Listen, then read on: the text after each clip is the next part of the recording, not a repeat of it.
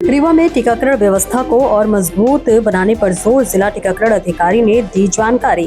रीवा में टीकाकरण व्यवस्था को और अधिक प्रभावी बनाने के लिए स्वास्थ्य विभाग लगातार अभियान चला रहा है। जिला टीकाकरण अधिकारी डॉक्टर अभिनव त्रिपाठी ने बताया कि बच्चों और गर्भवती महिलाओं का समय पर टीकाकरण विभाग की सर्वोच्च प्राथमिकता है। जिले भर में नियमित टीकाकरण सत्र आयोजित किए जा रहे हैं। जिन लाभार्थियों का टीकाकरण छूट गया है उन्हें चिन्हित कर टीके लगाए जा रहे हैं। उन्होंने अभिभावकों से अपील की है कि वे बच्चों का निर्धारित समय पर सभी आवश्यक टीके अवश्य लगवाएं और किसी भी तरह की भ्रांति पर ध्यान न दें। डॉक्टर त्रिपाठी ने कहा कि टीकाकरण गंभीर और जानलेवा बीमारियों से बचाव का सबसे प्रभावी माध्यम है। स्वास्थ्य विभाग का लक्ष्य जिले के प्रत्येक पात्र बच्चे और गर्भवती महिला तक ये सुविधा पहुंचना है ताकि कोई भी लाभार्थी टीकाकरण से वंचित न हो। देखिए शैलेंद्र गुप्ता के साथ दीपक तिवारी की खास रिपोर्ट। आज मैं आया हूँ, रीवा जिला टीकाकरण अधिकारी डॉक्टर अभिनव त्रिपाठी जी हैं। तो आज हम बात करके ये जानकारी प्राप्त करना चाहेंगे कि टीकाकरण की क्या स्थिति है ज़िले में, क्योंकि बारिश का सीज़न आ रहा है और किसी भी तरह का इन्फेक्शन बच्चों को और किसी भी तरह का, तो हम बात करके जानना चाहेंगे सर आपसे कि किस तरह की टीकाकरण की स्थिति है और किस किस टाइप के टीकाकरण हो रहे हैं। कोई विशेष अगर अभियान चल रहा है तो सर उसके बारे में कुछ जानकारी हमें दें। और मुख्य रूप से यह है कि वर्तमान में ज़िले में टीकाकरण की क्या स्थिति है सर?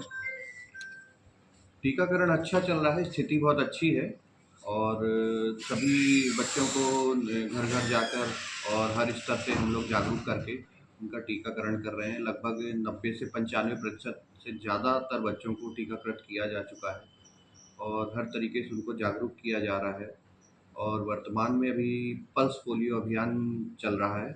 28, 29 और 30 3 दिन का अभियान चलेगा। कल 28 तारीख को अभियान चला है, तो बूथ लगाकर हमने पूरे रीवा जिले में तकरीबन 2500 बूथ के माध्यम से बच्चों को पल्स पोलियो की 2 बूंद पिलाई। जी। उसके बाद आज हमारी जो ट्रांजिट टीम है और मोबिलिटी टीम है उनके माध्यम से हम बच्चों को पल्स पोलियो की जो दवा है उससे वैक्सीनेट करवा रहे हैं। अच्छा सर, इसमें जो नियमित टीकाकरण हो रहा है इसमें किस किस तरह के या किस किस बीमारियों से बचाव के लिए टीके लगाए जा रहे हैं सर इस टाइम पर?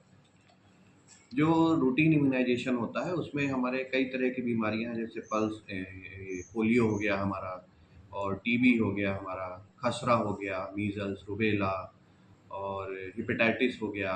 इस तरह की कई तरह की बीमारियों से बचाने के लिए हमारे रूटीन इम्यूनाइजेशन कराया जाता है। और ये एक बच्चों को 1.5 महीने से जीरो पैदा होने से लेके और 5 साल तक लगभग सभी तरह के टीके बच्चों को लगा दिए जाते हैं। सर, जिन क्षेत्रों में टीकाकरण की स्थिति गंभीर है, एक तरीके से ये कह सकते हैं कि कम टीकाकरण हुआ है, या तो उसके लिए सर कोई विशेष रणनीति हो आपकी? जिन क्षेत्रों में लोग जागरूक नहीं है या पहुंच नहीं पाते हैं स्वास्थ्य विभाग तक, स्वास्थ्य कर्मियों तक, तो उन क्षेत्रों पे हमारी विशेष टीम तैयार की जाती है। विशेष टीमों के माध्यम से हम उन तक पहुंचते हैं।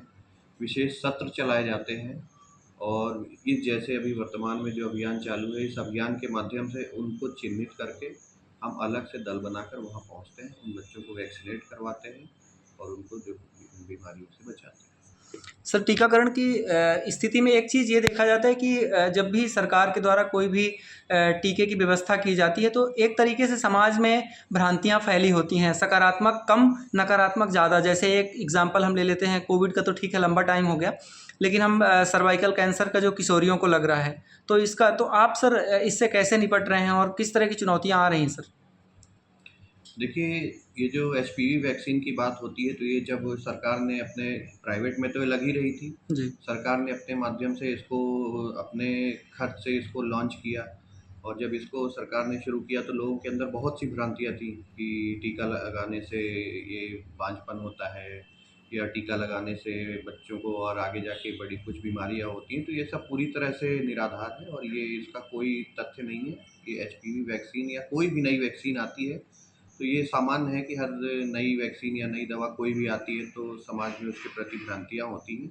उन भ्रांतियों को दूर करने के लिए हम विशेष अभियान चलाते हैं, पेपरों के माध्यम से, मीडिया के माध्यम से, डिजिटल मीडिया के माध्यम से, हमारे जनप्रतिनिधि हैं उनके माध्यम से, हमारे जो कार्यकर्ता हैं उनके माध्यम से जनता तक पहुंचते हैं और उन्हें जागरूक करते हैं और उन्हें समझाते हैं। एचपीवी जो वैक्सीन आई थी इसमें भी लोगों के अंदर बहुत सी भ्रांतियाँ थी, लेकिन हमने इसको जो अभियान चलाया था तो अभियान के माध्यम से हमने लोगों से संपर्क किया, लोगों को डिजिटल मीडिया के माध्यम से, यूट्यूब, फेसबुक, सोशल मीडिया जितने भी उनके माध्यम से हमने संपर्क करके उनके अंदर से भ्रांतियाँ मिटाने का पूरा प्रयास किया और अब धीरे-धीरे लोग जागरूक हो रहे हैं और एचपीवी वैक्सीन लगाने के लिए स्वयं आ रहे हैं। सर टीकाकरण के लिए कोई विशेष रणनीति हो आने वाले समय में, जैसे बारिश का सीज़न आ रहा है तो एक तरीके से इन्फेक्शन बोल सकते हैं, तो ज़्यादा संभावना होती है बच्चों में विशेष रूप से, तो सर कोई विशेष रणनीति हो या विशेष अभियान कोई चलाया जाने वाला रहा हो? विशेष अभियान हमारा लगभग साल भर ही चलता है, लेकिन ये बीच-बीच में हम एक कैचअप अभियान चलाते हैं। अभी एक दस्तक अभियान चलाया जाएगा। कैचअप अभियान में हम उन बच्चों को कवर करते हैं जो बच्चे हमारे रूटीन इम्यूनाइज़ेशन जो पूरे साल भर चलता है, जो बच्चे छूट जाते हैं किसी वजह से, कोई बच्चे यहाँ नहीं हैं, बाहर हैं या कोई जागरूकता नहीं है, तो उन बच्चों को अपनी टीमों के माध्यम से जागरूक करते हैं, उनको करवाते हैं। दस्तक अभियान अभी चलाया जाएगा तो उसमें विटामिन ए की खुराक दी जाएगी बच्चों को, उसके माध्यम से भी हम बच्चों को टीकाकृत करते हैं और इसी तरह के बीच-बीच में अभियान जो है ये चलाते रहते हैं और प्रयास करते हैं कि कोई भी बच्चा छूटे ना वैक्सीनेशन से। सर छोटे बच्चों के केस में एक ये होता है कि उनके माता-पिता थोड़ा झिझकते हैं कि मतलब टीकाकरण करवाने में, हालाँकि आज ऐसी स्थिति नहीं है, पर फिर भी कुछ क्षेत्रों में जैसे तराई अंचल हो गया, तो मैं एक दिन गया था त्योंथर सिविल अस्पताल में। जी।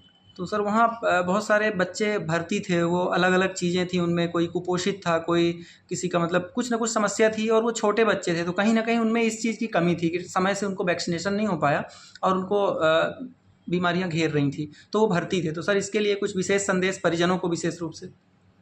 ये देखने में आया है कि बहुत सारे लोग जो है वैक्सीन के नाम से लोगों के अंदर भ्रांतियाँ हैं, वो वैक्सीन लगवाने से डरते हैं या सामान्यतः कई बार ऐसा भी होता है कि 1 या 2 डोज़ वैक्सीन लगाने के बाद बच्चों को बुखार आया, तो उससे दूर भागते हैं। उन्हें लगता है कि वैक्सीन लगने से कोई हमारे बच्चे को हानि ना हो, तो ऐसा कुछ भी नहीं है। उसके लिए हम विशेष रूप से प्रयास करते हैं, इन्हीं अभियानों के माध्यम से उन तक पहुँचते हैं और उनकी काउंसलिंग करते हैं और हमारी आशा कार्यकर्ता, आंगनवाड़ी कार्यकर्ता, स्वास्थ्य विभाग की एएनएम, हमारे सुपरवाइज़र सभी लोग इस तरह के अभियानों में अपना जो है विशेष भूमिका निभाते हैं और हमारा पूरा प्रयास रहता है कि जो ऐसी भ्रांतियाँ हैं, वो लोगों के अंदर से बाहर निकलें और लोग धीरे-धीरे जागरूक भी हो रहे हैं और वैक्सीनेशन की तरफ आ भी रहे हैं। बहुत धन्यवाद सर बात करने के लिए। क्या नाम है सर आपका? मेरा नाम डॉक्टर अभिनव त्रिपाठी है, मैं जिला टीकाकरण अधिकारी सीएमएचओ कार्यालय रीवा में। बहुत धन्यवाद सर। धन्यवाद।